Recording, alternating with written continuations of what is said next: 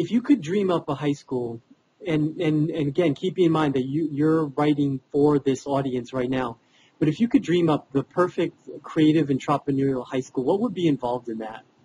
Oh, wow. And I'm just starting to spend time in high schools in the last couple of months. There's an organization here in North Carolina called NC for North Carolina, NC New Schools. It's one of these public-private partnerships. It gets money from the state and then gets money from the Gates Foundation. And their mission as NC New Schools is to identify those high schools in North Carolina that are trying something new, that are making an effort, that are finding some new innovative ways to educate our children.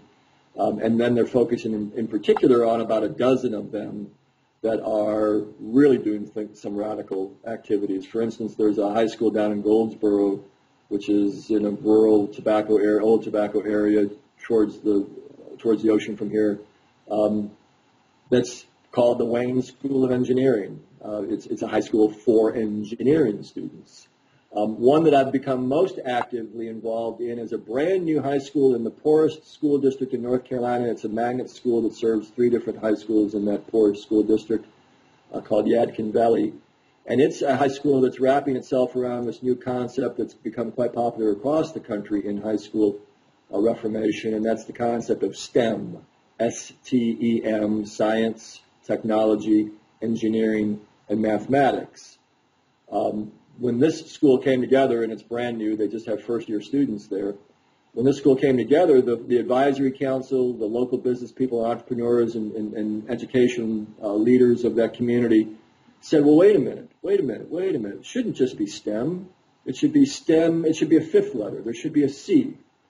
And so when I'm hearing my contact at NC New Schools tell me the story about this high school, I thought, well, that's wonderful. That's how insightful. I need to go work with that school.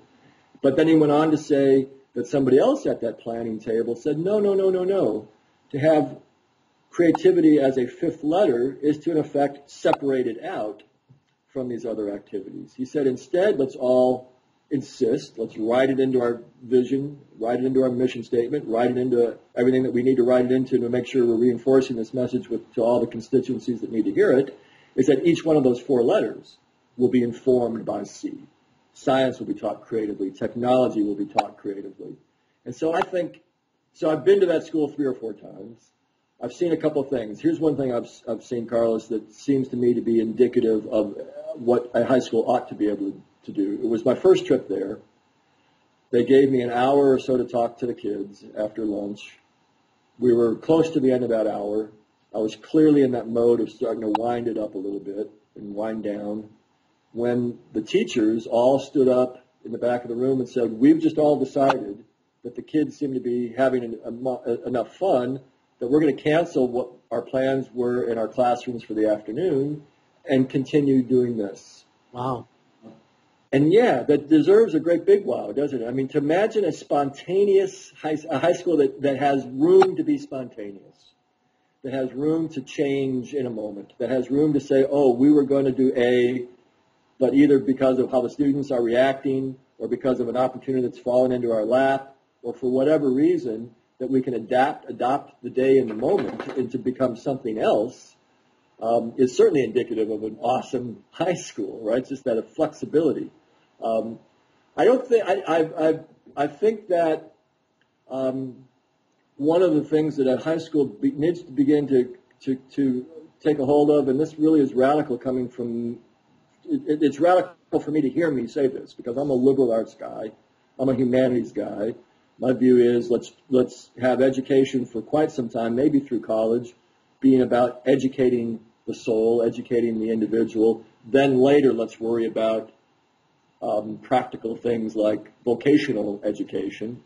But increasingly, I've become influenced by those who are saying that we need to redefine literacy to include the ability to code, to include the ability to just do basic computer programming. Here at Duke, and I'm realizing I'm sort of wandering away from a direct answer to your question about what that ideal creative high school looks like. These are elements and less a cohesive whole. But I was approached by a couple of former students of mine who are still at Duke last year At Duke, students can propose a house course that the students themselves would teach to other students. The students only get a half a credit, but the students themselves produce this course and offer it to other students. And they want to do a house course for web development for entrepreneurs. They had to call it something different than that to get it approved by Duke, which is still sort of challenges too much innovative thinking in terms of the course structure. But that's what the course was a web development course for entrepreneurs. And as I was working with them to help them shape the course and get it approved, I thought, why wouldn't this just be a required course for every incoming first year at Duke University? So I think that should be an element of, I think we really need to embrace that. We have this sense that this generation is really technology savvy, and they certainly are extraordinarily technology savvy as consumers, as users of technology. Many of them are wonderfully self-taught about how to construct, how to build using digital technologies. I think we really need to push that more. I think we need to have more kids learning more about how to actually build code and create, an app, create a website. What else? I mean, clearly it's all about the teachers, right? I mean, at the end of the day, I guess that's probably where I should have started. It's really all about the teachers. It's about the teachers caring. It's about the teachers being paid sufficiently.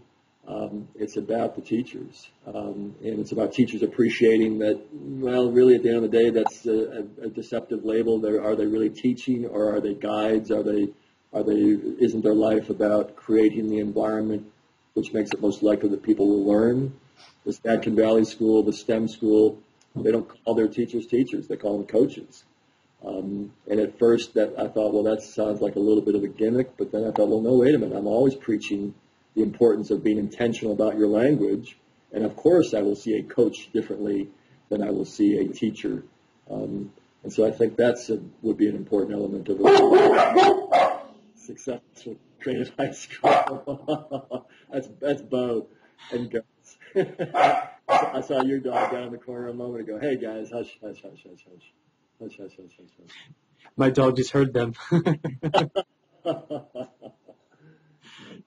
This is what's known as adding texture to the interview. Well, that sounds like a great high school. It really does. It really does. I can't thank you enough, Carl, for being here and for taking the time to talk about your ideas. I really admire them and your concepts, and I wish you the best of luck. I'm sure I'll be checking in as these months and weeks go by with how you're doing and how your revolution is going.